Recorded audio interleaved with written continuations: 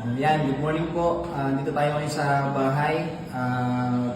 Nakikita niyo po sa harapan niyo, ito yung aming demonstration kit. Para lang po sa mga nagtatanong, mga curious kung paano ba gumagana or paano nagka-function itong ating power efficiency device kay AVDTech International.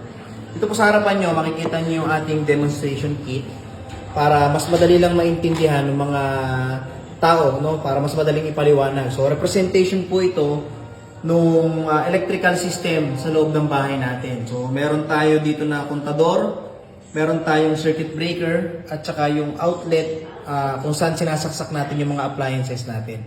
Okay, so try po natin i-on. So, bukod po sa circuit breaker natin, meron po tayo dito na digital meter reader. So, makikita nyo dyan, yung nasa pinakantaas, yan po yung voltage na binabato na meron ngayon dito sa bahay namin.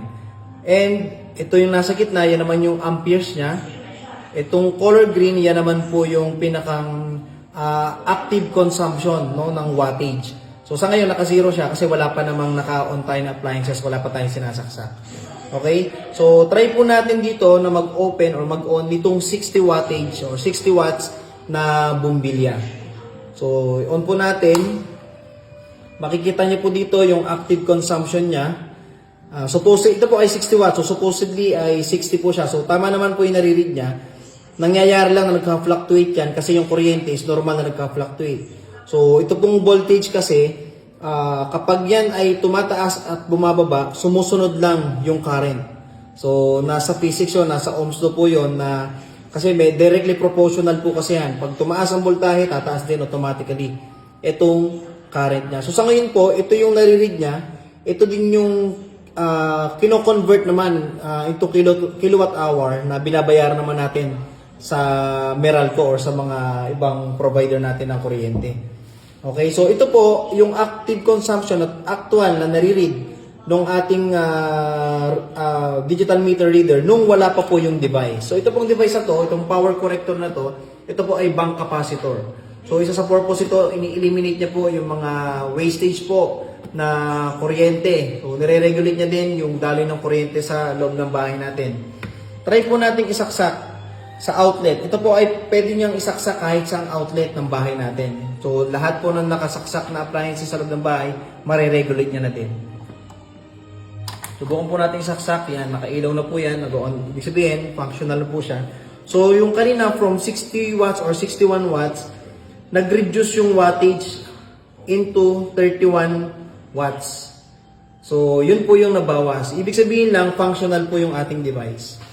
Okay? So, subukan naman po natin mag-try nitong mga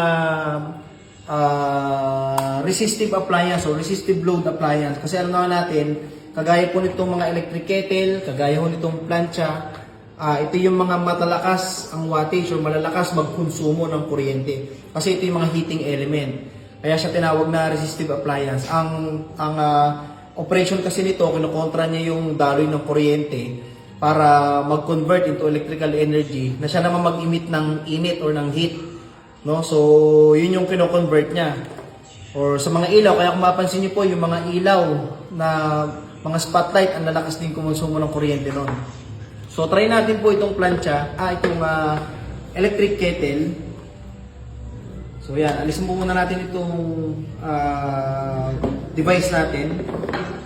Pag sinaksak natin itong kettle, in-on siya natin, yan yung wattage niya, yung active na consumption niya. So naglalaro siya sa 1,600, ganun siya kalakas. So lahat ng heating element, gaya ng plancha, rice cooker, electric kettle, matataas talagang kumonsumo yan.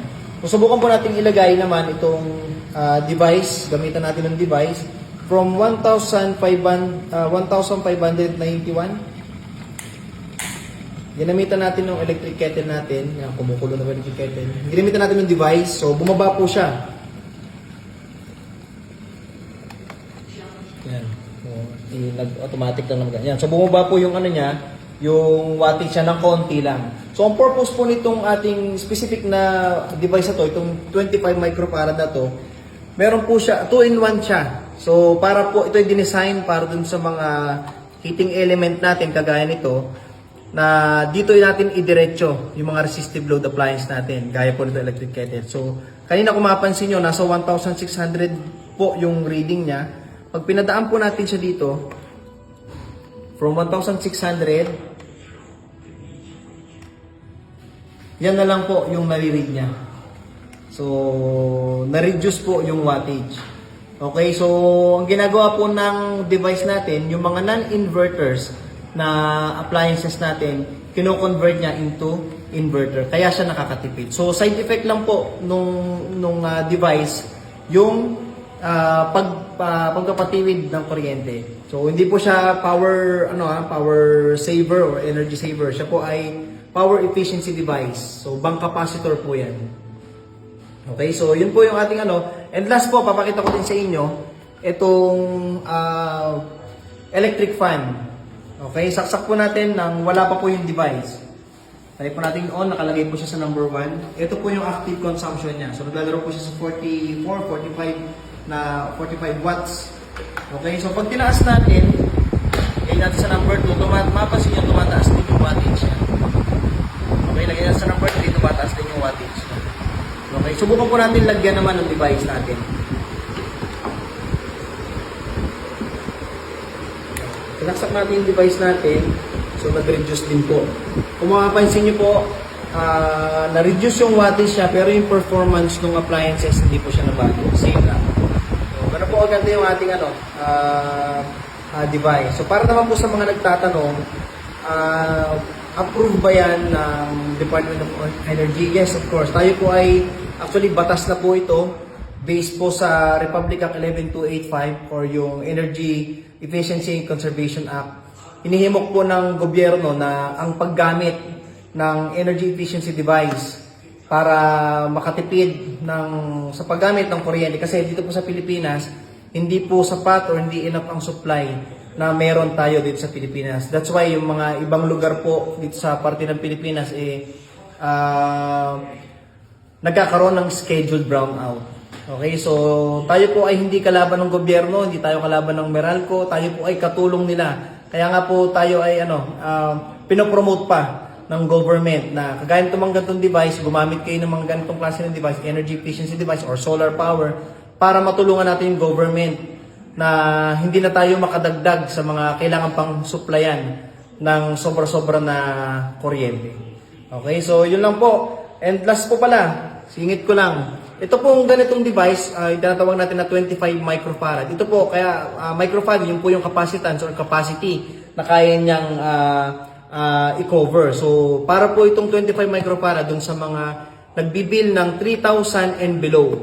So, yung sumunod natin na device, yung mas malaki sa kanya, ito yung 25 microfarad. Ito naman po, nakocover niya yung nagbibil ng 3,100 hanggang 7,000. Ito po ay ini-install na sa breaker. So, kinokonekta po siya sa breaker. Ito naman, pwede nyo po siyang gamitin, plug and play na lang. Sasaksak nyo na lang siya kahit saang outlet sa loob ng bahay natin. Mako-cover na din or mariregulate na yung buong daloy ng kuryente meron sa bahay natin.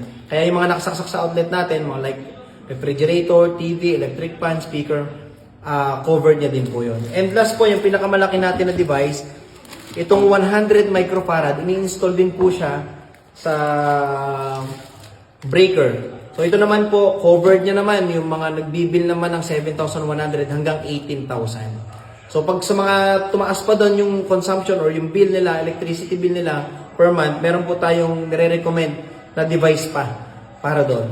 Okay, so pagdating sa warranty naman, ito po ay 6 months warranty replacement. Okay, so pag magkaroon ng problema, if ever man, palit unit. So papalitan po natin ng panibagong unit within 6 months. Pero yung warranty po natin, lifetime po yan. Pagdating sa lifespan, tumatagal po ito ng 10 years. So sulit na sulit. So sana po meron kayo natutunan at sana i-consider nyo po yung paggamit ng mga energy efficiency device kagaya po nitong ADT Tech International na power efficiency device. Okay, yun lang po. Maraming salamat.